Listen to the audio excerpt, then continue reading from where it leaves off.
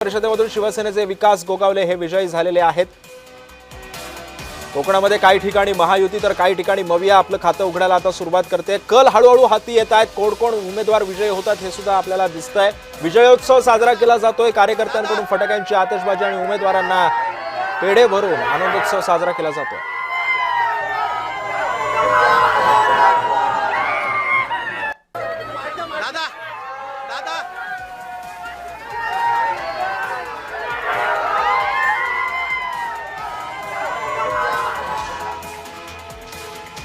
त्यामुळे आपण आता ही दृश्य पाहतोय। सध्या कार्यकर्त्यांकडून जल्लोष साजरा केला जातोय।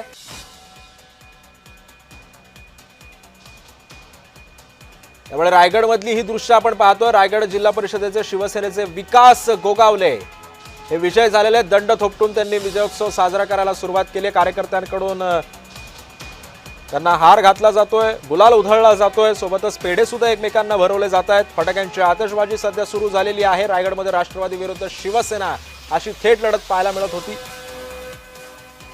रायगडमध्ये गोगावले विरुद्ध तटकरे असा सामना पाहायला मिळत होता, तर जिल्हा परिषदेवरती शिवसेनेच्या विकास गोगावलेंनी शिवसेनेचा भगवा फडकावलाय।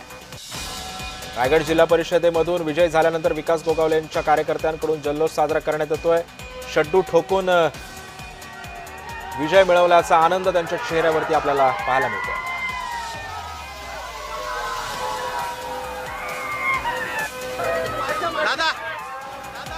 कार्यकर्त्यांकडून एकच जल्लोष साजरा केला जातो। विकास गोगावलेंना खांद्यावर बसून त्यांना मिरवणुकीसाठी पुढे नेण्यात येतंय। आपण पाहतोय कार्यकर्त्यांकडून हार घातला जातोय, गुलालाची उधळण केली जाते, फटाके वाजवले जात आहेत, पेढे एकमेकांना भरवले जात आहेत। रायगडमधली ही दृश्य आपण पाहतोय।